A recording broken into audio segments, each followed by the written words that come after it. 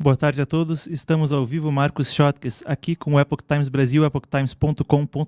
Na sequência a gente faz a cobertura especial da coletiva de imprensa do ex-presidente americano Donald Trump, ele que foi condenado ontem, considerado culpado em 34 acusações. A gente pode repercutir mais do caso, e a você que não viu a cobertura ontem, está aqui no canal, ao vivo estivemos ontem, melhor dizendo, ao vivo cobrindo o caso. Vamos acompanhar então a coletiva de imprensa do ex-presidente americano Donald Trump, com tradução simultânea. Farei a tradução e a gente segue com Donald Trump ao vivo. O ex-presidente está falando, começou a falar há cerca de meia hora. Vamos lá. Uma falha de som aqui na transmissão. Perfeito. Vamos lá. Estão destruindo o nosso país, está em péssima forma e são muito contra eu dizer essas coisas. Querem aumentar seus impostos 4 vezes, querem te impedir de ter carros, com suas ordens ridículas que tornam impossível ter um carro, conseguir comprar um carro, tornando possível que a China construa todos os nossos carros. É muito sério, um problema muito sério, um problema sério que temos. Acabamos de passar por uma de muitas experiências onde havia um juiz com muitos conflitos de interesse. Nunca houve um juiz com mais conflitos de interesse. Colocaram uma ordem de censura. Nunca um ex-presidente teve uma ordem de censura. E estou sob censura. Uma ordem de censura terrível. Tive que pagar milhares de dólares em multas. Fui ameaçado com cadeia. Porque sou o candidato que está na ponta e estou na frente de Biden por uma margem grande.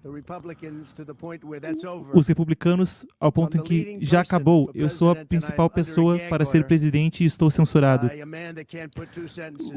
De um homem que não consegue colocar 2 centavos juntos e vem de uma corte que está completamente em conluio com o Departamento de Justiça e a Casa Branca. Isso vem tudo do Biden e do seu pessoal. Eu não sei se Biden sabe muito disso, porque parece que ele não sabe de nada. Mas não importa, ele é o presidente, então fica com o nome dele. Isso é feito por Washington e ninguém jamais viu algo como isso. Então temos um juiz que tem tantos conflitos de interesse, ninguém quer escrever a respeito, e eu não posso falar a respeito. Se eu for colocado na cadeia,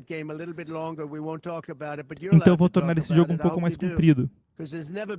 Eu não posso falar, mas vou falar, porque nunca houve alguém com tanto conflito de interesse.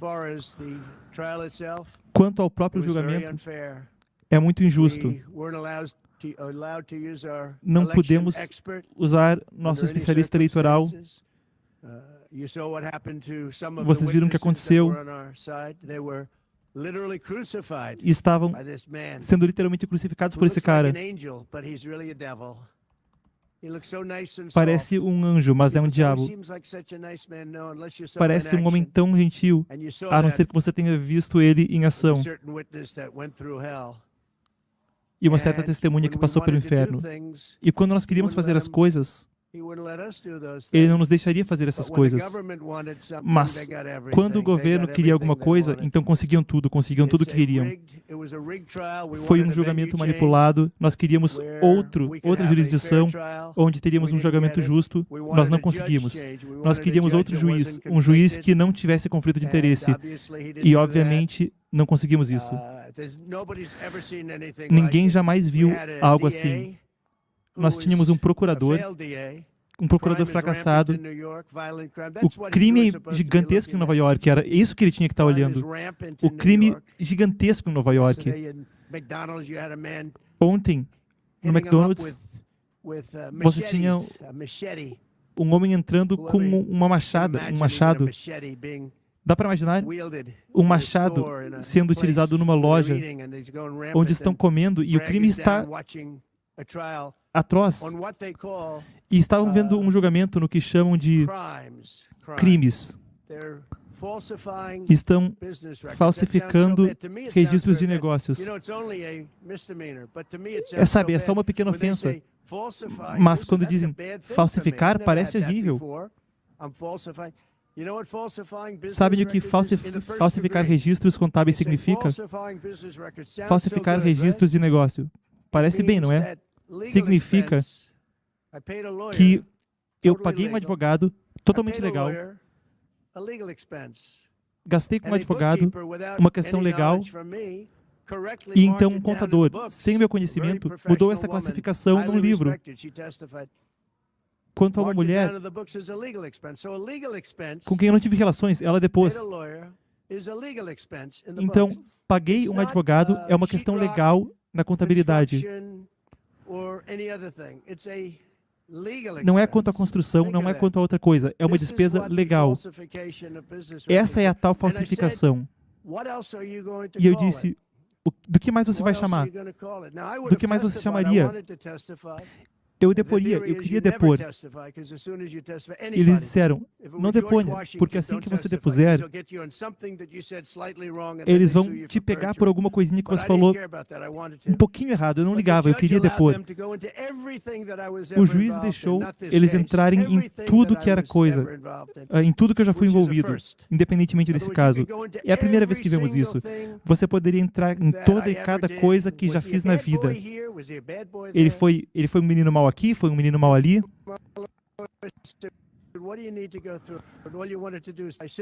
O que você queria fazer? Eu queria depor. Até hoje eu queria depor. Mas ele ia dizer alguma coisa, era um dia ensolarado lindo, e pegariam contra mim. O apoio tem sido incrível, e eu agradeço a todos que estão aqui fora assistindo. Então, uma questão legal foi marcada no registro como uma despesa legal. E esse é o tal crime que eu cometi. É o crime pelo qual me querem colocar na cadeia por 187 anos. Quando você tem crimes violentos por toda essa cidade, coisas que ninguém nunca viu antes, os negócios estão saindo. E os negócios estão saindo por causa disso. Porque eles dizem, cara, a gente não quer estar envolvido com isso.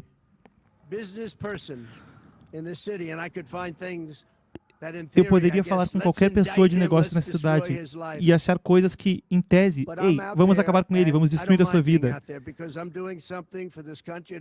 Quando eu estou aí fora fazendo coisas, estou fazendo algo por esse país, algo pela nossa Constituição, coisas que estão muito além de mim.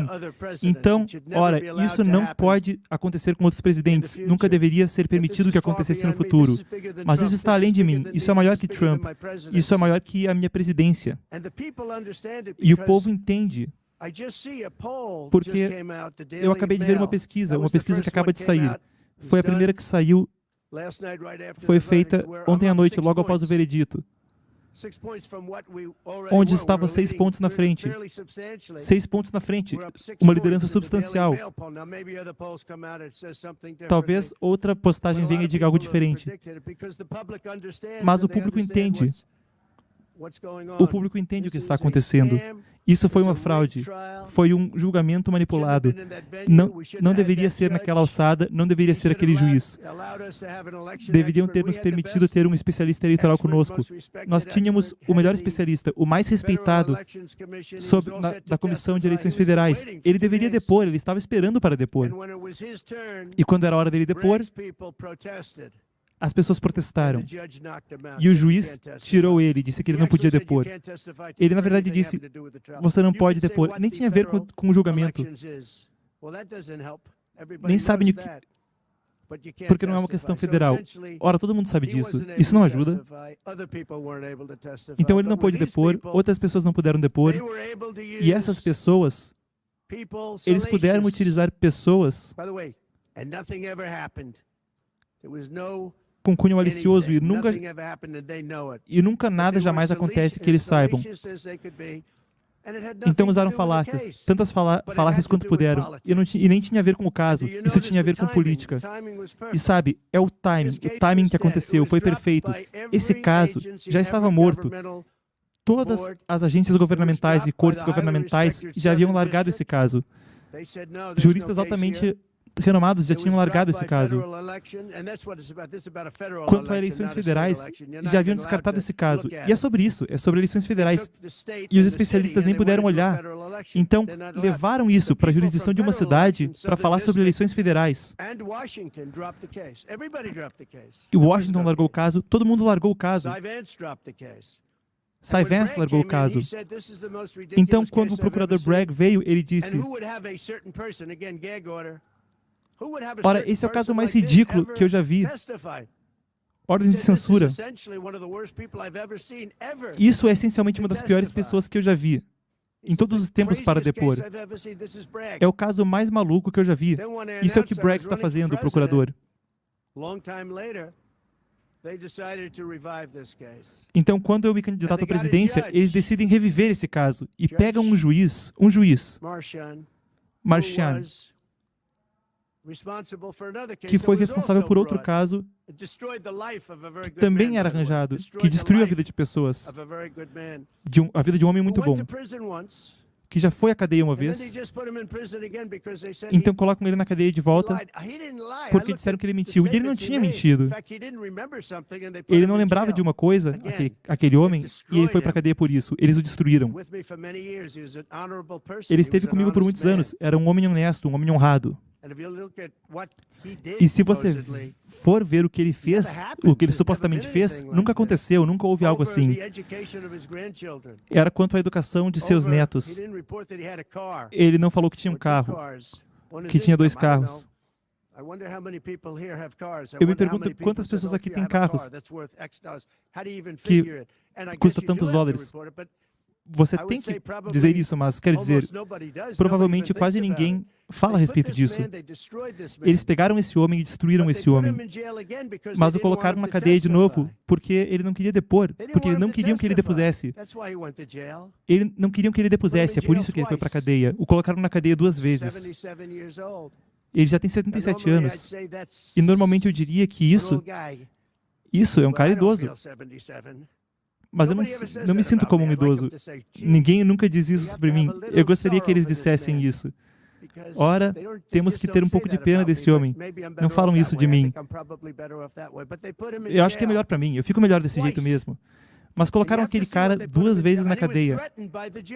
E ele foi ameaçado pelo juiz. Esse homem foi dito que ele ganharia 15 anos de cadeia se você não desistir com a questão do Trump. Disseram isso para ele.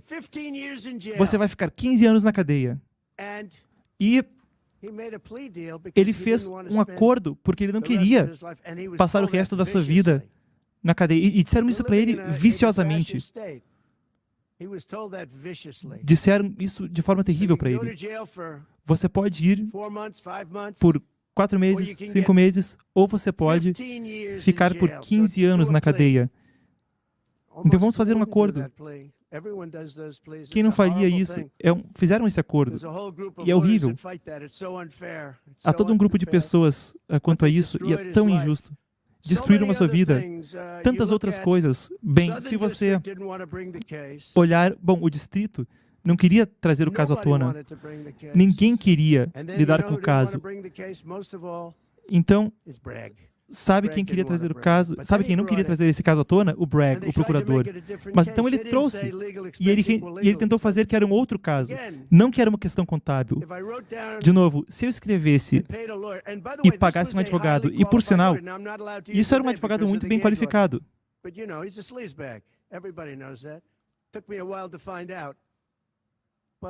Supostamente qualificado.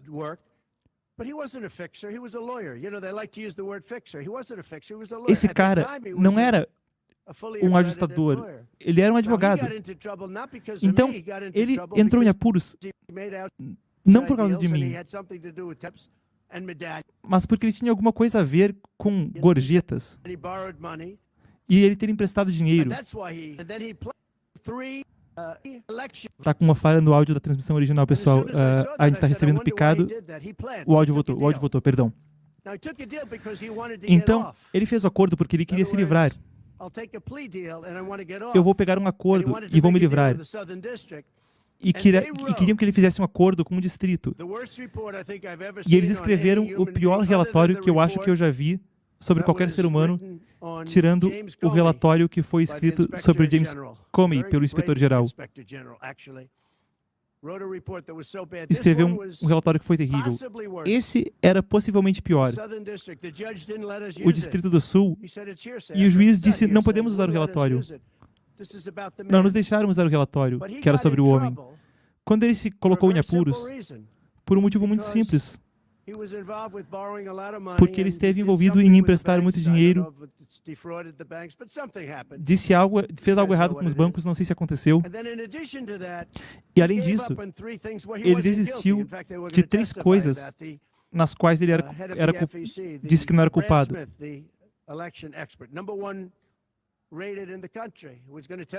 E então também teve a questão do especialista eleitoral que não pôde depor.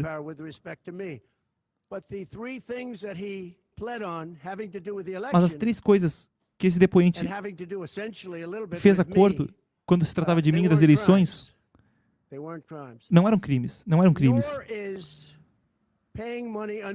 Nem dar dinheiro por um acordo de sigilo, um NDA, um acordo totalmente honrável, totalmente aceitável, todo mundo tem eles. Toda companhia tem acordos de sigilo. Mas a imprensa disse que era um fundo do silêncio, o dinheiro para calar a boca, dinheiro do cala-boca. Não tem dinheiro de cala-boca, é um acordo de sigilo. E a maioria das pessoas nessa sala tem acordos de sigilo com suas empresas. É uma desgraça. Então, não é acordo de cala-boca, é acordo de sigilo. Totalmente legal, totalmente comum, todo mundo tem eles. E o que aconteceu é que ele assinou um acordo de sigilo com essa pessoa, eu acho, com outras pessoas, mas foi totalmente honesto. Se permite que faça pagamentos. Pode-se fazer como quiser, um acordo de sigilo. E ele assinou isso. E não havia nada de errado em assinar isso. E esse é um caso que não havia o que fazer nesse caso. É um não caso. E todo mundo disse que era um não caso. Então, olharam para as pesquisas, eu estava liderando os republicanos, eu estava na frente dos democratas, estava na frente de todo mundo, e de repente trazem o caso de volta à tona. É uma coisa muito triste que está acontecendo no nosso país. E é algo que eu fico honrado de certa forma. Fico honrado, não porque seja prazeroso, é terrível para a família, é terrível para amigos e é terrível para os negócios. Mas eu estou honrado de estar envolvido porque alguém tem que fazer isso. E posso seguir lutando e ser a pessoa que faz. E vou seguir porque estou lutando pela Constituição. O dinheiro que foi pago legalmente, não havia nada ilegal. Na verdade, o advogado, ao criar o acordo de sigilo, porque naquela época ele era um advogado completamente acreditado. Não era alguém que estava fraudando, nunca achei que estivesse. A mídia disse que era um fraudador, ou os procuradores disseram que era um fraudador. Ele era um advogado. E ele era um bom advogado. Eu não gostei do que ele fez, eu não gostei, por exemplo, a forma como ele fez, que quando eu virei presidente, ele andou por aí fazendo acordos com companhias. Quando eu ouvi disso, ele saiu pela porta, demiti, já era. E tinha pagamentos indo para ele. E muito disso envolvia coisas que eram muito simples, não havia nada de errado. Isso era coisa padrão, coisa padrão. Todas as coisas padrões. Tudo envolvido era padrão, não tinha nenhum crime aqui. Eu acabei de assistir a algumas reportagens. Greg Jarrett, você vê todas essas pessoas, Mark Levin, todas pessoas muito talentosas, pessoas ótimas, e muitos outros repórteres. E eles não me conhecem, essencialmente. Eles não conhecem meus especialistas legais. Mas eu olhei, assisti os programas deles, e o que eles diziam? Não tem crime aqui. Todo mundo diz que não tem crime aqui, exceto por esse procurador que está com a cidade fora de controle com o crime. Completamente fora de controle. Então, tivemos um acordo de sigilo, tivemos despesas legais, e aqui está o lance. Quando você tem gastos legais, você tem 100 casos em que dizem que se você faz uma falsificação de negócios contábeis no primeiro grau, uau, parece terrível. Até meus advogados, e eu fiquei chateado com eles, porque não me disseram que era. É falsificação de registros legais. Parece terrível. O que é? Mas é só uma infração menor. Mas tentaram fazer uma ginástica para classificar como algo diferente. excederam seu estatuto de limitações por muito. Então, saíram do estatuto de limitações, saíram de tudo. Mas vou dar boas notícias. As boas notícias são, na última noite, nós recebemos um relatório hoje de manhã. Na história da política, eu acredito, talvez esteja errado, talvez descubram que eu estou errado, mas não acho que estou. Eles conseguiram, com dinheiro de pequenos doadores, quer dizer, $53, $40, conseguiram um recorde de $39 milhões em um período de 10 horas após a condenação. Obrigado. Está todo mundo aplaudindo aqui, ele apontando para o público. Eu gosto desse pessoal.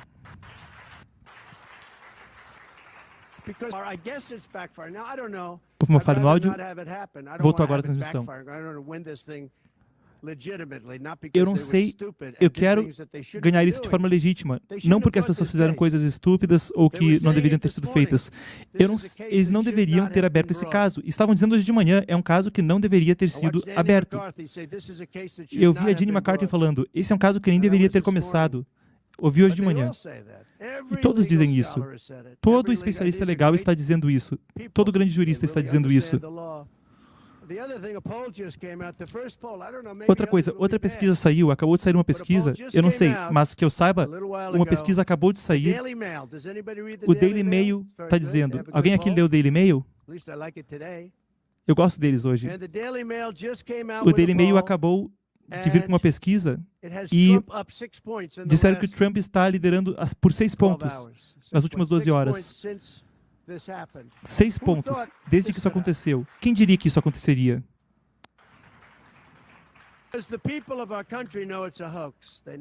Porque o povo do nosso país sabe que isso é uma boataria, sabem que é boataria. Então nós vamos apelar essa fraude, vamos apelar em muitos níveis. Não nos deixaram ter testemunhas, não nos deixaram falar, não nos deixaram fazer nada. O juiz era um tirano. E você tem que ver isso com o Bob Costello, um homem bom. Nunca vi nada assim. Nunca houve uma corte onde se pedia que a corte saísse. A maioria de quem estava na corte era a mídia. E todo mundo que visse na mídia ia dizer, uau, havia ira naquela corte. E o motivo que o Bob Costello agiu como se estivesse chateado, e acho que ele tem direito de estar chateado, foi que todas as perguntas que estavam fazendo a ele, havia objeções do outro lado e eram mantidas pelo juiz. Mantinham as objeções. Fizeram isso tantas vezes. Até eu estava olhando ali e dizendo, uau, esses são direitos básicos. Eu nunca vi ninguém ser tratado, um depoente assim, por um juiz. É tudo a mesma coisa. E na Casa Branca, o corrupto do Joe Biden, o pior presidente da nossa história, é o pior presidente na história do nosso país, o mais incompetente. Ele é o presidente mais burro que nós já tivemos. Ele é o presidente mais burro, o mais incompetente, e é o mais desonesto que já tivemos. E ele é um candidato, o candidato chinês. Olha o jeito que ele lida com a Rússia, com a China. O oleoduto lá na Rússia, esse projeto estava morto, ele entra e aprova. Bilhões pagos para ele, para sua família.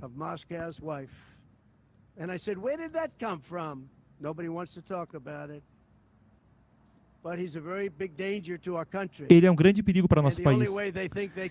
E o único jeito que acham que podem ganhar essa eleição é fazendo exatamente o que estão fazendo agora, ganhando nas cortes, porque não conseguem ganhar no voto. Então nós vamos mostrar para eles. E vamos lutar. Na verdade, eu sou programado de tal forma que muita gente já teria desistido há muito tempo. Quando houve os boatos sobre mim, sobre a Rússia, então houve um grande apoio do Partido Republicano. Então tentaram aquele impeachment com um comitê sobre o 6 de janeiro, com um comitê de bandidos. e pegaram os registros e destruíram todos os registros. Aquele comitê foi abandonado porque os registros que tinha, as gravações eram ótimas para nós. Dá para imaginar se fossem os republicanos fazendo isso? Estava todo mundo preso. Quando você pensa no comitê não seleto, eu chamo de não seleto, porque seleto não era. Quando você pensa naquele comitê 100% democrata, com 2 ex-republicanos ali que nem são mais republicanos. Eram só democratas e alguns republicanos desviados. Adam Kinzinger, he cries every time he goes on television. He's the most emotional human being I think I've ever seen. Pessoas desestruturadas. E aqueles eram nossos representantes ali. Então, estão vazando esse monte de coisa, e quando chega a hora de olhar de fato para as gravações, o que a polícia disse e o que os guardas do Capitólio disseram, o que eu havia recomendado, com muitos soldados, tantos soldados quanto quiser, tanta Guarda Nacional quanto quiser, 10 mil. Se houvesse 500, não teríamos tido um problema. E tem depoimentos falando de tudo isso, de que eu não ataquei o agente do serviço secreto na porta da frente. Essas são pessoas fortes. A que eu supostamente fui para o motorista, e a agarrei pelo pescoço. E aí eu fui para outro cara que acho que é faixa preta em karatê, muito mais jovem que eu. Talvez 35, 40 anos mais jovem que eu. E eu os peguei pelo pescoço e disseram que eu fui lá e falei para eles isso e aquilo. O cara era faixa preta em karatê. Se eu tivesse feito isso, ele vinha me chutando e era o fim do papo. O que eles estão falando faz você parecer muito mais durão que você é. Você devia deixar eles falarem. O fato é que foi tudo inventado. E foi provado que era inventado. Foi provado que era uma história falsa. E então deletaram e destruíram todas essas informações. Cada pedacinho. Estamos lidando com um governo corrupto, um país corrupto. Nossas eleições são corruptas, nossas fronteiras estão abertas. Nossas fronteiras serão fechadas muito em breve. 5 de novembro será o dia mais importante na história de nosso país. Agora, quando eu digo isso, estão dizendo faça isso, faça aquilo, porque estamos lutando pela América. DonaldJTrump.com. Eu espero que todo mundo assistindo agora vá a DonaldJTrump.com, porque faz toda a diferença. Tem muito dinheiro do outro lado. De onde vem? Ninguém sabe de onde vem. Não tem motivo para eles estarem recebendo dinheiro. Mas eles não estão lutando pelo nosso país. Eu acho que, de muitas formas, eles odeiam o nosso país. Quem, em sã consciência, abre as fronteiras e deixa que as pessoas entrem de países, sabe-se lá de onde, sabe-se lá de que lugar, falando línguas que nós nem ouvimos. Nós temos gente sentando nas escolas falando línguas que poucas pessoas já ouviram. Não é francês ou russo ou espanhol. Estão falando línguas que nem conhecemos. Tem gente vindo de partes do mundo e muitas delas não são pessoas boas. Muitos terroristas, níveis recordes de terroristas, entrando no nosso país. Recorde, nunca vimos nada como isso. Houve um relatório de 2019, eu não acredito por sinal. O relatório até era bom para mim, mas disseram, em 2019, não houve terroristas. Não houve registros de terroristas entrando no nosso país. Eu não acredito, não acho que é possível. Mas o caso é que 2019 era um ano de Trump. Eu acho que foi impossível. Eu acho que era impossível, mas foi o que disseram. Nenhum terrorista entrou naquele ano. Vamos dizer que foi perto de zero, então. Mas agora temos níveis recordes de terroristas. Níveis recordes. Os maiores níveis que já vimos de terroristas entrando no nosso país. Você tem a China, que nos últimos meses, 29 mil pessoas entraram. E eu olhei para eles e pareciam soldados. Quase todos jovens homens. Parece um exercício de recrutamento. Eles têm tendas, eles têm artifícios, celulares, os melhores celulares que dá para comprar. E eu disse, que isso? Parece que eles estão fazendo um exército bem no nosso país. Agora, eu não acho que isso aconteceria, né? Falou sarcasticamente. Estamos perdendo o nosso país. E eu realmente acho que esse é um evento, o que aconteceu ontem com esse juiz, que tem conflitos de interesse, ele vai entender. É muito perigoso para mim dizer isso, porque estou disposto a fazer o que tiver que fazer para salvar nosso país e para salvar nossa Constituição. Eu não ligo. Vou falar, é perigoso para mim falar, mas tenho que falar. Então, o público está aplaudindo, ele está sendo interrompido pelas palmas, muita gente aplaudindo agora na coletiva de imprensa. Ele agradeceu. Voltando. Então, vamos continuar a luta. Vamos fazer a América grande de novo, é muito simples. Quando as pessoas lutam e dizem mega, dizem que vamos contra o mega, vamos lutar contra o mega. Estão lutando contra deixar a América grande de novo, é contra isso que estão lutando? MAGA, faça a América grande de novo. Nosso país está em perigos sérios. Nós devemos 36 trilhões de dólares. Nós íamos ter independência energética pela primeira vez, e agora estamos implorando para a Venezuela. As cidades lá, Caracas, as cidades cheias de crime. 3 anos atrás, falaram de uma queda de 72% no crime há 3 anos atrás, porque todos os criminosos deles estão vindo para cá. Na Venezuela, as suas prisões foram esvaziadas e jogaram para os Estados Unidos. Seus criminosos, seus traficantes, foram tirados das cidades e foram jogados para dentro dos Estados Unidos. E isso é verdade com muitos outros países. O Congo, na África, tiraram muita gente das cadeias. Muita gente. Muita gente. Tiraram das suas prisões e cadeias e trouxeram essas pessoas para os Estados Unidos da América. É isso que está acontecendo com o nosso país. E não é sustentável por qualquer padrão. Outras coisas, nossas crianças não conseguem mais jogar na rua, porque tem imigrantes vivendo por ali. As pessoas estão dominando hotéis de luxo, os imigrantes. E nossos veteranos, nossos grandes veteranos militares estão vivendo nas ruas. Como cachorros, estão vivendo na rua. Mas imigrantes estão morando em hotéis de luxo. Cidades por todo o nosso país estão sendo administradas por democratas e é onde isso está acontecendo.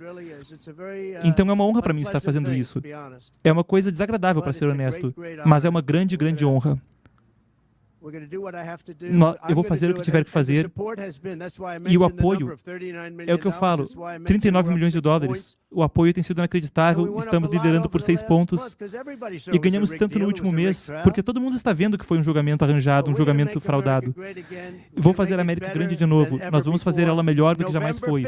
5 de novembro, lembrem, 5 de novembro é o dia mais importante na história do nosso país. Muito obrigado a todos. Ele encerrou com essa, vocês veem então o pessoal aplaudindo. E a gente segue vendo se há mais algo na coletiva de imprensa. Parece que o ex-presidente Trump não está recebendo perguntas. A gente segue acompanhando aqui. O advogado, me parece, está passando pelo púlpito. E a gente segue acompanhando para ver se vai ter alguma pergunta. A gente começou a transmitir com alguns minutos de atraso, então eu vou adiantar aqui. Então, perfeito, eu estou olhando aqui se há mais algo, mas essa foi então a coletiva de imprensa do ex-presidente americano Donald Trump. Você acompanhou a tradução simultânea aqui no Epoch Times Brasil. Ele falava sobre o 6 de janeiro, e eu lembro que o Epoch Times tem 3 documentários sobre o 6 de janeiro, mas o nosso próximo sobre o 8 de janeiro também está vindo na sequência, então convido a todos que estão assistindo agora a audiência que acompanhe o Epoch Times Brasil por e-mail e por WhatsApp. O link está na descrição do vídeo e a produção colocando também no chat ao vivo. Convido todos também a assistirem a análise feita ontem a respeito da condenação aqui no canal e como os mecanismos de aparelhamento do mecanismo de revisão do judiciário, Judicial Review, como se fala nos Estados Unidos, são um problema não só americano, mas mundo afora. A live está aqui no canal, fica o convite, importantíssimo. Eu gostaria de deixar novamente o convite, esteja conosco por e-mail ou por WhatsApp, e curta, comente e compartilhe o vídeo. Eu estava até publicando nas minhas redes recentemente, agora falando como analista, a respeito de uma série de questões que acabei não endereçando na live de ontem, mas devo endereçar em breve, se eu não conseguir na segunda-feira por questões de viagem, então na próxima quinta-feira no programa Diante dos Fatos. Sobre a relevância que essa questão do Trump tem mundialmente. É tanto uma questão do precedente que isso abre, um instante só, estou recebendo uma questão técnica aqui. Um instante, pessoal. Peço perdão que a gente entrou de última hora aqui com a questão da coletiva de imprensa.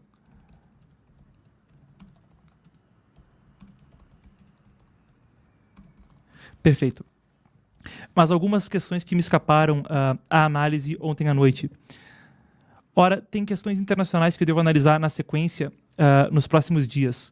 Mas a primeira questão é a forma como a politização do judiciário americano traz reflexos no mundo todo, que importa dos Estados Unidos o modelo de república lá não concebido, mas experimentado no chamado experimento americano e que permeia o mundo todo a partir da Declaração Universal de Direitos Humanos de 1948, onde princípios como a liberdade de expressão ser o guia de uma sociedade livre, entre outros, permeiam as nações do mundo e formam o chamado mundo livre. Existem questões internacionais de extrema importância que se relacionam também ao caso do Trump. Não só pelo exemplo que a América traz a respeito de politização do judiciário e como se não há devido processo legal no país que tem sido o exemplo para muitos aspectos da construção de países por todo o planeta. Ora, se lá mesmo o exemplo não funciona, o que dizer de outras nações? E acho que muita gente trará paralelos com o que é visto no Brasil. Além disso, a gente pode falar sobre as questões militares e de tensões geopolíticas dos Estados Unidos. A gente vê a tensão no leste da Ásia, com a China e o Partido Comunista Chinês avançando contra interesses americanos em Taiwan, Filipinas e Japão, algo que, com o Trump e a sua forma de lidar com política estrangeira, pode ser muito diferente. E outro ponto, a questão dos tratados internacionais. Vale lembrar que atualmente avança na Organização Mundial da Saúde a tentativa de chegar a um acordo que traz preocupações sobre violação de soberania, um acordo que poderia dar mais poderes à OMS e a órgãos internacionais para agir quanto a pandemias dentro de diferentes países. Um acordo que, há uma semana, não prosseguiu, mas se busca ainda chegar a uma concordata a respeito dele em entre 5 meses e 2 anos. Com a eleição de Trump, que, lembrando, deixou de financiar a Organização Mundial da Saúde e pediu para cortar o financiamento porque entendia que ela não conseguia provar a independência do Partido Comunista Chinês, claro que é um panorama muito diferente com ele por ali. Lembrando do caso do Trump, ele comentou muitos aspectos jurídicos do assunto na coletiva. Ele foi condenado por 34 ofensas que, se ele fosse cumprir consecutivamente as penas máximas de cada uma, daria cerca de 187 anos de cadeia. É muito improvável que ele cumpra qualquer tempo de cadeia, essa é a pena máxima para as 34 se cumpridas em sequência. Se ele fosse cumprir alguma pena, provavelmente seria uma pena onde todas são cumpridas simultâneas, porque todas as 34 acusações dizem respeito ao mesmo caso. Qual é o caso? Um advogado dele pagou dinheiro para uma atriz pornográfica que dizia que iria a público falar que teve um caso com ele. No final não se sabe se houve o caso ou não, ou se foi só uma ameaça feita pela moça. Ela se chama Stormy Daniels. Ela fez essa ameaça de ir a público com esse caso. Um advogado do Trump, que era advogado dele na época, pagou para que ela ficasse em silêncio, fez um acordo de sigilo, que é uma coisa até comum nos Estados Unidos, não tem nada de ilegal em fazer um acordo de sigilo. A princípio, o máximo que poderia haver de irregularidade no caso, naquela época, seria para o Trump ter um problema contábil, porque aquilo não foi classificado da maneira como deveria ser. Então, um problema de bookkeeping, como eles chamam, de como se classifica os rendimentos na lei americana. O caso foi reinterpretado pelo Alvin Bragg, um procurador lá em Nova York, com a seguinte tese, de que, ora, isso não foi só um problema contábil, porque como o Trump deu esse dinheiro e esse dinheiro poderia ter impactado a campanha eleitoral dele em 2016, então foi uma ação dolosa, houve o dolo de ele tentar fazer algo que o beneficiasse eleitoralmente, e essa classificação é que foi errada. Com essa reinterpretação, que argumenta o Trump e seus advogados, não tem lastro na realidade, e é também uma forma de reinterpretar um caso que, a princípio, não levaria a condenações como as que houve, né, 34 delas.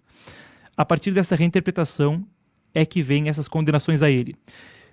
tem uma sentença programada para o dia 11 de julho. Lá a condenação e a sentença não vêm na mesma data, então apesar de já ter sido condenado, ainda não há sentença, estava marcada para o dia 11 de julho, mas ele afirmou agora nessa coletiva que ele deve recorrer ao caso e provavelmente isso vai ser protelado, vai ser postergado até depois das eleições. Ele falou do dia 5 de novembro, dia 5 de novembro é a data das eleições americanas, onde ele fala que vai haver o verdadeiro julgamento dele. Então vocês veem aqui a publicação hoje, há 8 horas atrás, do Michael Shellenberger, nos arquivos do Twitter. E ele pontua o que é chamado de comunidade de inteligência. Como eu falava no início, isso foi criado em 47 com aquela Lei de Segurança Nacional que fundou não só a CIA, mas todo um aparato de inteligência.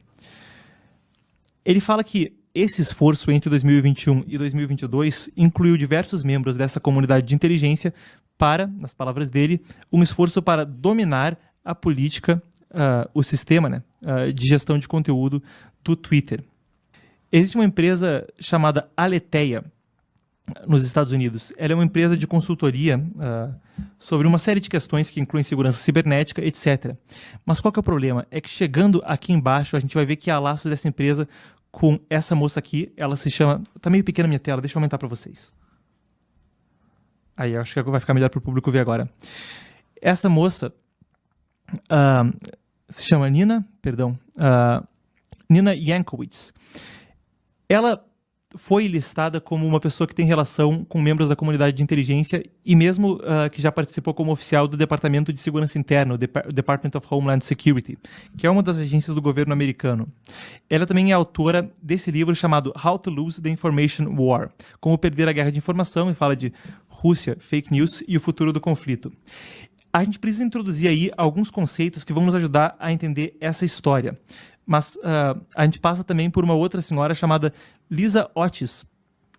Cindy Otis, que é uma ex-oficial da comunidade de inteligência dos Estados Unidos, especificamente da Agência Central de Inteligência, a CIA, e ela é autora desse livro chamado como posso traduzir? O Guia de um Analista da CIA para Detectar Fake News, Verdadeiro ou Falso, por Cindy L. Otis. E guardem outro nome que está aqui, é de um senhor chamado Peter, eu não sei como se pronuncia, tem um I em comum em inglês no nome dele, chamado Peter Zetko, que é um ex-oficial sênior do governo e também é um hacker muito conhecido e uma pessoa ligada à comunidade de inteligência. Essas são 3 pessoas que viriam estar ligadas a esse esforço de inteligência que a gente vai conferir, que ocorreu para mudar as políticas de gestão de conteúdo do Twitter. O que, inclusive, no tocante a eleições brasileiras, a gente já vai chegar lá. O interessante é a gente pontuar que o que esses livros falam são coisas que são da maior gravidade para toda a forma como se faz gestão de conteúdo no mundo todo. Então, percebam, tem 3 conceitos aqui que passam muito por essas pessoas. Outra pessoa que a gente tem que introduzir na história um instante é a Lisa Kaplan, que é essa senhora, ela administra essa empresa chamada Aletheia, que é a empresa que fez a ponte com o Twitter para esse sistema para fazer essa ingerência no sistema de gestão de conteúdo do Twitter. Lisa Kaplan, o nome dela. Então, o que acontece? Tem um entendimento que passa por muitos dos livros escritos por essas pessoas, incluindo os 2 que apareceram agora há pouco na tela, que muda radicalmente a forma como se entende a liberdade de expressão. É um negócio que também passou pela atuação da justiça brasileira. Então, 3 conceitos que a gente vai introduzir que eles falam. O primeiro é de que a convergência de discursos pode significar uma ação maliciosa coordenada, que é essencialmente o argumento que a gente vê nos inquéritos considerados amplamente ilegais no Brasil, o inquérito 4781, inquérito 4828, salvo engano, esses são os números, mas atos antidemocráticos e fake news que, para a gente não fazer nenhuma acusação leviana, foram, primeiro, são inquéritos onde o juiz também é vítima e investigador, e inquéritos que foram abertos de ofício pelo Supremo Tribunal Federal, apesar do argumento de que o regimento interno do Supremo Tribunal Federal poderia justificar a abertura deles, isso não se sustenta, vide, mesmo que a OAB falou em novembro de 2023 de que a lei federal, a Constituição, está acima dos inquéritos. Mas para não ficar no juridiquês, o argumento é o seguinte: se está todo mundo com um discurso que converge, isso pode vir de uma ação maliciosa coordenada. Quer dizer, é até uma teoria, é até um embasamento para uma teoria da conspiração, não por parte das pessoas à direita do espectro político ou comumente acusadas de teoria da conspiração, mas um argumento conspiratório por parte das autoridades. Olha, tá todo mundo falando a mesma coisa contra a gente? Será que a gente fez alguma coisa de errado? Não, deve ser uma conspiração maliciosa. Ora, pode ser que seja, mas também pode ser que as pessoas estejam indignadas, não é? Essa é uma das 3 ideias que eu quero pontuar aqui do que essas pessoas usam para embasar muito do que a gente vai ver a seguir no tal esforço deles. Isso também inclui um segundo entendimento de que informação falsa, ou mesmo informação que é verdade, mas que seja considerada descontextualizada, pode ser um propulsor de violência.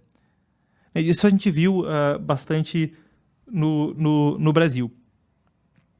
E um terceiro ponto, que também vem nessa toada.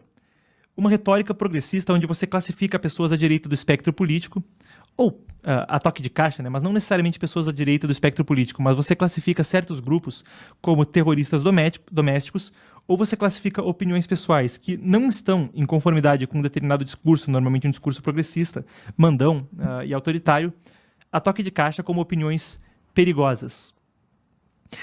Por que é importante a gente entender essas ideias, que são o que embasa esse esquema de censura?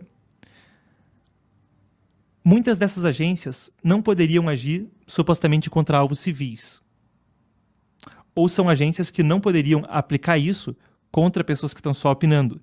Mas quando você usa o rótulo de terrorista, de um terrorista interno, isso pode justificar que ações que tenham um background militar, ou mesmo se você conjectura e dá base legal para essa conjectura de que haja ingerência estrangeira, você acaba dando poder para esses órgãos de agir contra indivíduos, que podem ser pessoas que, 1, não são terroristas domésticos, 2, não têm ingerência estrangeira, mas só têm uma opinião da qual a pessoa que tem esse poder de decisão não gosta.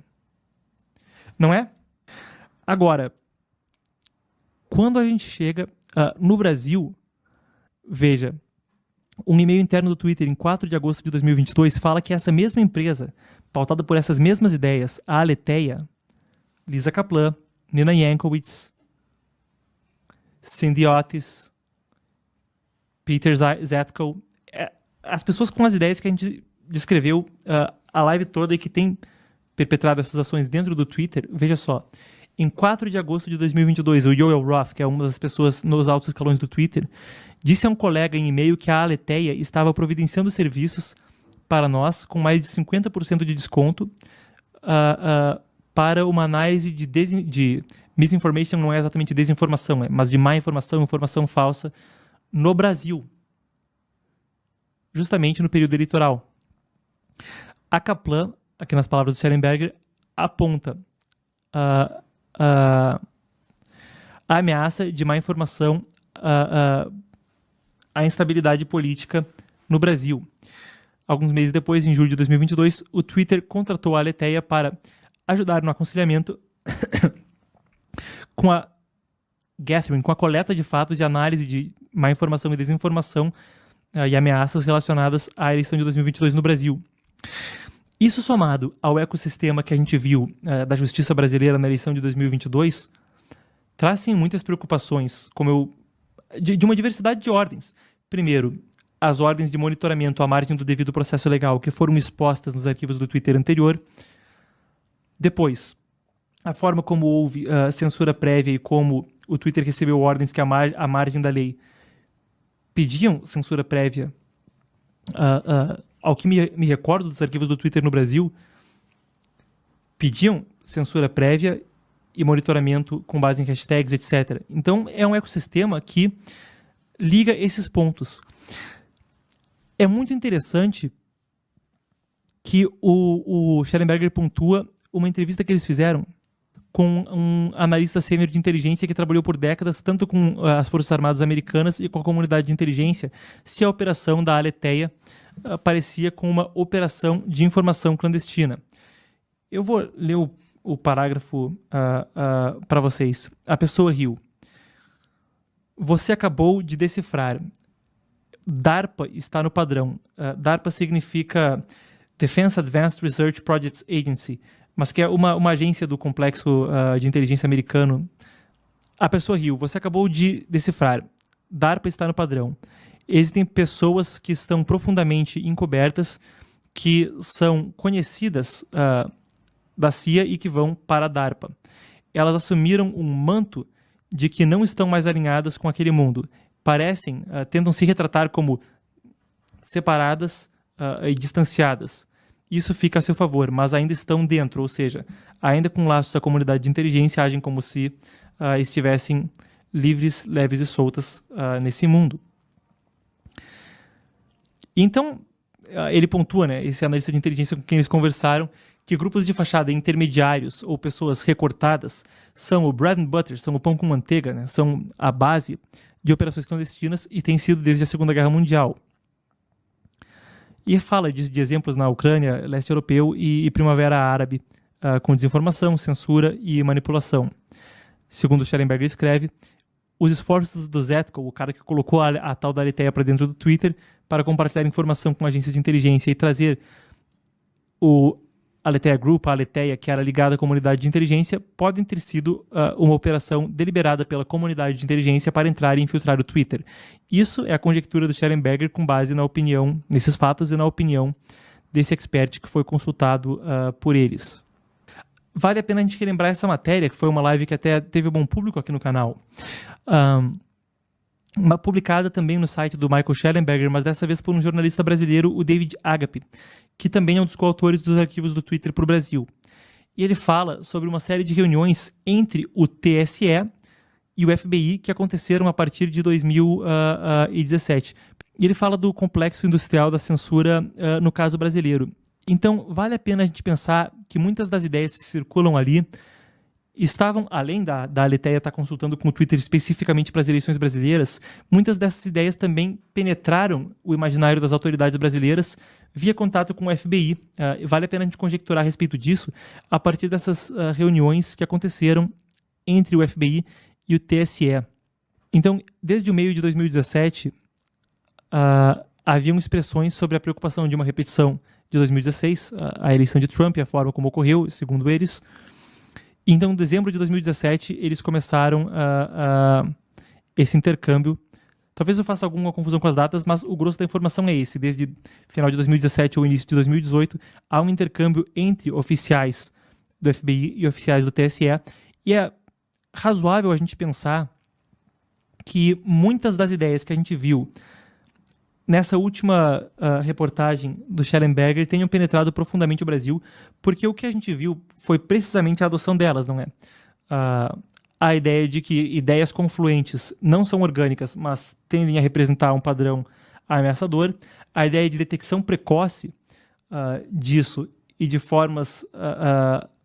mesmo as recomendações de processos com fins intimidatórios para dissuadir as pessoas de falarem mais a respeito daquele assunto.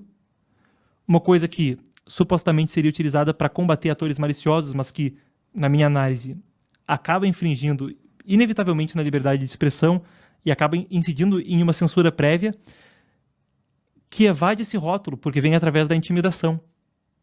E vale, para a gente encerrar a análise, trazer dois pontos.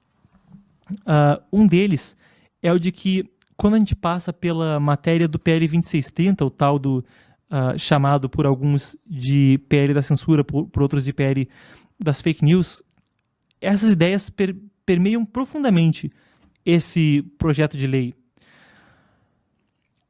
que vai rodando à margem de uma censura explícita, mas acaba inevitavelmente criando um estado onde é intimidatório falar o que se pensa.